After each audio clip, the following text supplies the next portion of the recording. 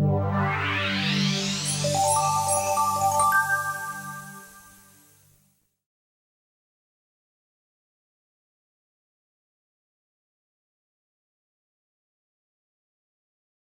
my name is LaToya once again. I'd like to thank everybody for coming out tonight. I know it's snowy, but we're going to have fun. One thing that I like to do is I'm very, very passionate about team building and leadership. So tonight I'm not going to lecture you. I want to get you engaged. I like to have a lot of fun while learning because that's the only time that's going to really penetrate and you're going to take something away from the workshop tonight is that if we just kind of get engaged, and I don't want you to sit here and look at me, I don't want you to sit here and look at the slides, so we're going to do a lot of different things tonight. The first thing I want to let you know is that tonight what I'm going to do with leadership, has anybody taken any type of leadership classes at all? Okay, so you have, so some of you are familiar with leadership. One of the things that I've found, I've been in business our business is going on year 9 this year, but I've worked since I was 18 in a family-owned business. So I have approximately I think almost 15 years of experience. And one of the things that my father did when he started me off in businesses is that I was constantly working with people who were a lot more seasoned. So I had several mentors that were 20, 30 years older, who were able to guide me. And one of the things that I've learned is that you have to be conscious of who you are as a leader. A lot of times we think, oh, well, I'm the boss, I know it, I have my own business, I'm laying the law, I'm telling everybody what to do. But one of the things that you really, really should start with is just being conscious of you, who you are, what is your strengths, what is your weaknesses, what are some things that you need to develop, sharpen, that sort of thing. All right, one thing that we are going to do is we're going to look at who am I, and you're going to do some self-reflection. So you want to identify who you are as a leader. Like I said initially, what is your strengths, what is your weaknesses, areas that you're still needing to develop. One thing I told a young lady today is that you have to learn to invest in yourself because it's critical for your vision. So whatever vision that you have in life, whatever plan that you feel that you want to grow in, you have to learn to invest in you. Whatever that may be. Identifying your leadership style, the one that you're most comfortable in, and then you need to identify the other leadership styles that maybe your people need you to act in more of, that you may not be. So you may be a person that's more of a delegation type person that likes to just kind of say, here you go, I'm giving you an assignment, you an assignment, you an assignment, I'm going to come back and follow up. But you may not be that influential one that comes in and uses the power of influence, where you can come back and say, oh, you did an awesome job, and they may need that. You'll find people who are very needy, like that they need you to tell them that they did a good job. that drives me crazy. But as a leader, I try to get better at that because I know that individuals are wired that way and they need it, they crave for it. And I personally didn't need to be told that I did a good job. It was like, this is your job, this is what you need to do. I'm not going to come in here like you 5 and give you positive, direct praise, but it is necessary. So some people you'll see that they just really need that, oh, you did such an awesome job, you're doing good, and they beat themselves up, but it's necessary. So that was one of the things that I had to discover, that there were some management styles that I wasn't applying that people on the floor needed, or people that I was surrounded by, they really, really needed that. Learning to use different leadership styles out of your comfort zone. Create and live by a personal mission statement. A personal mission statement is like a constitution to yourself. It's basically stating to you, who are you? How are you going to shape your own future instead of letting other people, their weaknesses, their culture, or their circumstance determine it. So the benefits of a personal mission statement is it clarifies what is important to you. It provides focus for you. It helps you design your life instead of having it designed for you. As a small business owner and as working with these other projects, sometimes business is not going so great. So you can get really bummed out and just like, oh, this ain't for me, but you need that personal mission statement right dead and center so you can be reminded of who you are and what you're working towards in your future. Guide your day-to-day decisions. So you want to live by that because that personal mission statement is going to keep you in check. With this is who you said that you were. This is what you're working towards. This is your life purpose. So when you feel like, there's nobody else I can talk to, because a lot of times as a small business owner, it's lonely at the top. People think that that's just a cliche. No, it's real.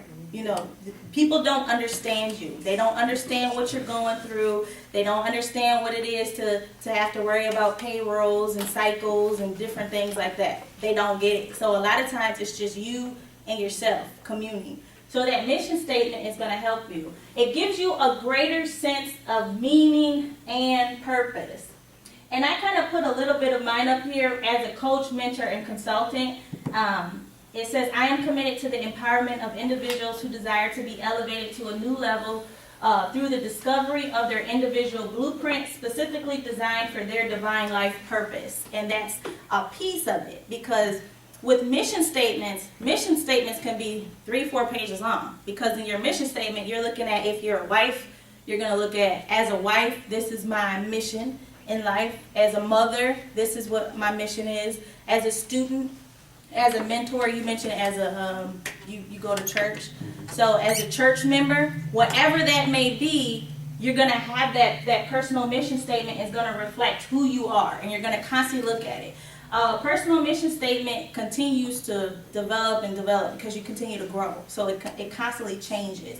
But this is something that has helped me, is just developing a personal mission statement so I can remind myself when I get sidetracked or kind of off my square a little bit, then I can kind of remember this is what you're here for. Leadership and self-discovery is, of course, it's a lifelong journey. So you're always identifying strengths and weaknesses pertaining to you, okay? A lot of times as leaders, we get this whole boss and manager and leader concept mixed up, and we want to kind of evaluate other people. But you're constantly evaluating yourself. Now, there's phases as a leader. Now, some of you guys kind of gave me a look like, what? You know, there's the new and emerging leader. There's the evolving leader, where you're evolving and you're constantly growing and developing. And then there is the reinventing, you know, and that's something that I've discovered, is that you learn to just reinvent yourself as a leader. Share with me what you feel, because you. Oh, no, you were just saying that, looking at myself and the life I've evolved myself around so many years of friends and just, you know, as an elder, our good God, I started stepping out of the box, looking in, and just telling myself, is that what I want? Is this it for me? So then I started just people that's not on my level in life, I started deleting them out of my life. Anything I had, if I didn't even want to see them, I started deleting them off Facebook. You know, I don't want nothing to do with them anymore in my life, because that's my past life. Now I'm like as you said, reinventing myself as in a different chapter of my life, and I didn't want that to follow into the new chapter. Right, and it cannot, and it's critical that it don't, because you have to get around like-minded people. Right. That's one of the things that I really had enjoyed about meeting Grant, because it allowed me to get around someone that was passionate and on the go and energetic and just really driven and, you know, driven. You don't want to surround yourself. I'm not saying get above everybody and start thinking, you know, whatever, but it's like they're not going to understand. I have this thing that I tell people, is that you have to surround yourselves by eagles and not chickens, because eagles soar and they fly high, and chickens can fly, but they so busy on the ground plucking and plucking around that they don't realize it. You know, so if you can put it in that sense, you know, if you think about those people that are around, they kind of engage in other things and being busybodies like a chicken would. And an eagle soars very high, so you have to get amongst eagles and soar high. So what stages do you guys think you're in? Just for this, does anybody feel they are a new and emerging leader? D? Yep. Okay. Anybody? I'm reinventing. You're reinventing. Anybody else feel like they're reinventing themselves? Right? Anybody? So everybody else, what did you say, Terry? New and emerging leader. New and emerging? Okay. New and emerging? Reinventing. Reinventing? Okay. I think my reinventing is more because of the evolution, if you will. I'm just at a different place than I was. I mean, I think at its core, there's still a lot of similarities, because I mean, part of my life is all about self-discovery, but where I'm at in life right now is not where I was at 5 years and 5 years before that. So that's, Yeah. you know, I could potentially see myself in all those, but I think I've always kind of been a leader, whether I wanted to or not. I mean, Right. even in elementary school, kids just kind of looked up to me even when I didn't necessarily want to be that person. But now I feel like my reinvention is more of a proactive being a leader instead of, oh, let's follow behind Brent. Now it's like, all right, I'm accepting that I don't necessarily have to lead in everything, but there's 5 or 6 things that I'm really strong at, and I need to actually be a leader. And because part of me was reluctant about a lot of it, like I didn't want to be under that microscope and be that leader all the time. I wanted to put a hoodie on and some pair of Timberlands, and you know, not be judged for that. But so that's kind of where I'm at now. Okay. Is that the order it fall in, or? The new and emerging leader is like, okay, maybe a new business owner. So I'm starting this business. It's all fresh. It's all new. I've never supervised anyone, or I'm at work and I see that more people are coming to me, and you really don't know much about it, but you're kind of just getting your feet wet and you're kind of tapping into it. It's new.